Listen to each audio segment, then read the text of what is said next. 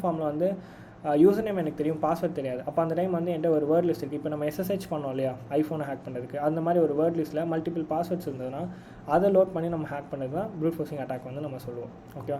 And client side attack, network based attacks, old version browser exploit, hacking source accounts using Android application bugs and phishing attacks. இது எல்லாமே ரொம்ப simple தான்.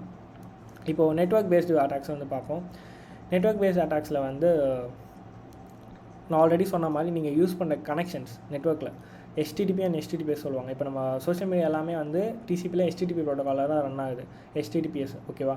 So HTTPS 443 run ஆகும், HTTP port 80 run ஆகுது. So different between HTTP and HTTPS என்னென்னு பார்த்தீங்கன்னா, HTTP வந்து plain டெக்ஸ்ட்டாக வந்து சென்ட் பண்ணும், HTTPS வந்து செக்யூராக இருக்கும். இப்போ இங்கே பாருங்கள், ஒரு பாக்ஸ் மாதிரி இருக்கலாம், லைக் பூட்டு மாதிரி, அது வந்து என்னன்னாக்கா செக்யூராக இருக்குன்றது சொல்லுது. இது வந்து HTTPSல வந்து ரன் ஆகுது. ஓகேவா. அதே